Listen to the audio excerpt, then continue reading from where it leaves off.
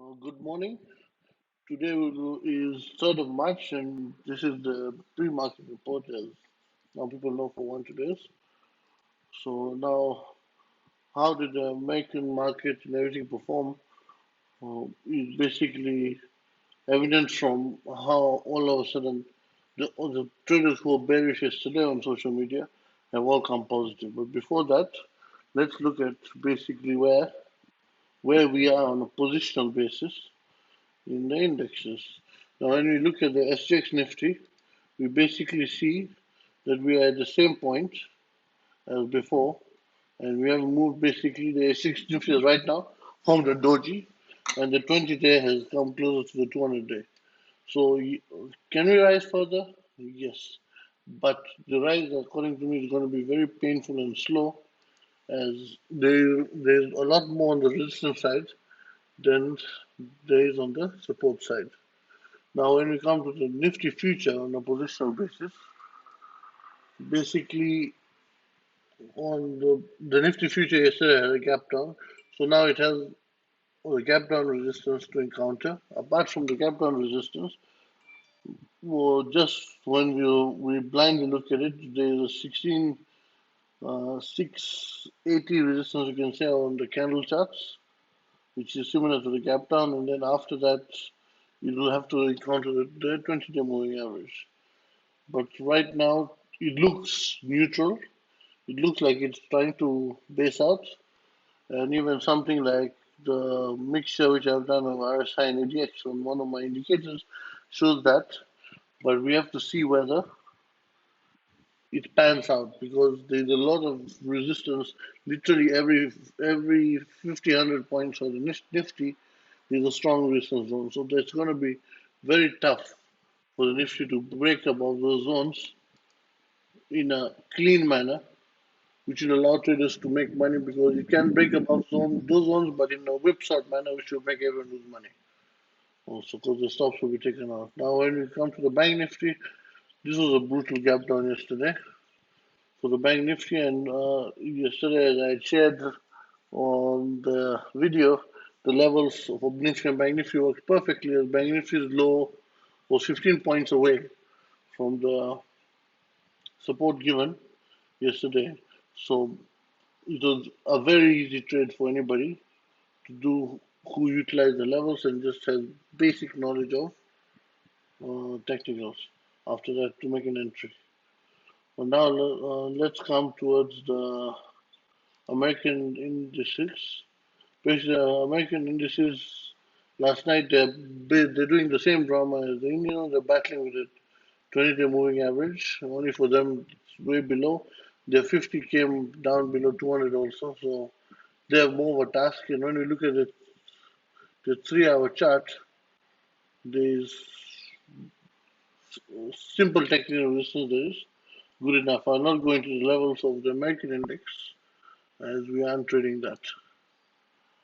Now, when we come to an intraday time frame, and we can drop down to 1 second, my face is disturbing. We can drop down to, let's say, 45 minutes. Let's drop further, 30. Yeah, that's 30 minutes now. That change of polarity resistance zone I had shared earlier is still holding as we gap down, so now it is further away than even before. So as said, on an eyeballing basis, there is a candle resistance at 16,682, also called the gap down, and 16,776. We have to first break above that, and the 16,776 is also reinforced by the previous gap down resistance.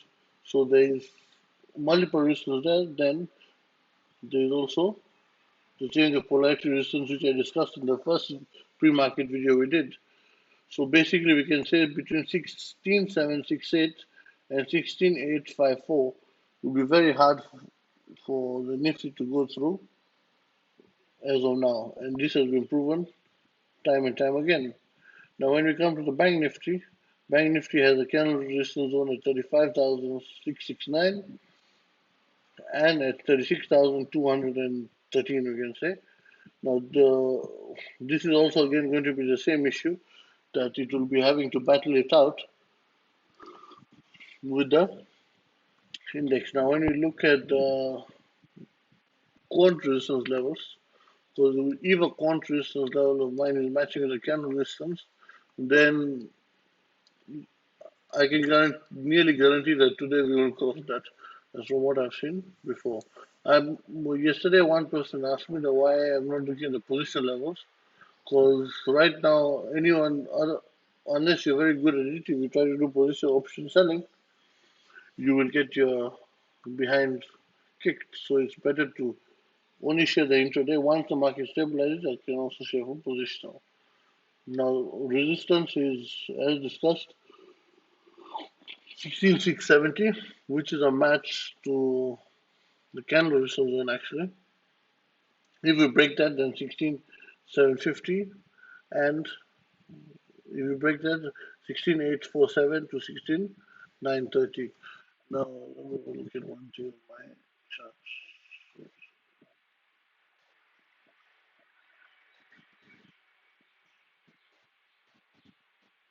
Yeah, the main cluster, which I would say, which will really prove tough for the index. The index can rise up to here comfortably, up to 16,750.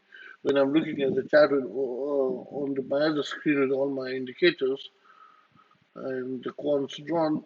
But once it reaches 16,750, the 16,847 to 16,930 resistance zone will be the toughest to cross. There's just too much resistance there for the index. If it manages to break that, then it's 17,050. But basically, I'm expecting a lot of whipsaw while going up. You know, unless there's heavy short covering, I don't expect a clean move up. It will break a lot of traders on the way. Now coming to the supports, 16,425 is the first one. If that breaks 16,360, 16,280, 16,150. Now the support zones are quite close to each other. As right now we're in an area where many times Nifty has cracked down in the past. Because of that, the supports are relatively close to each other. Now coming to the Bank Nifty, my face again, it's disturbing.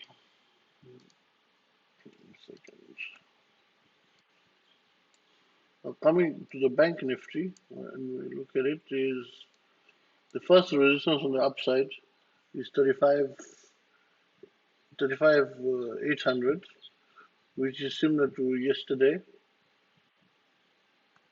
and then 35,920 to 36,050. Yes, 35,920 to 36,050. Now, these are not that tough resistance zones. The real challenge for the index will come if it manages to break above these this zone, because then there's a lot of former resistance levels which have formed from many gap downs. And this is we always gap up, gap down, gap up, gap down. So the levels are displayed here. On the support side, it is basically the same. If we have a small rise and a pullback, the pullback support can be 35,218. Or basically 35,218 so you can say 35,250. Then there's a very strong support, very strong support at 34,800 to 35,950. We have to hope that this does not crack at any point if we have a downturn, because if this cracks, it will change the game for the coming sessions. It will basically move us into a very fast down move. Then 34,250 and 33,850 are the other supports.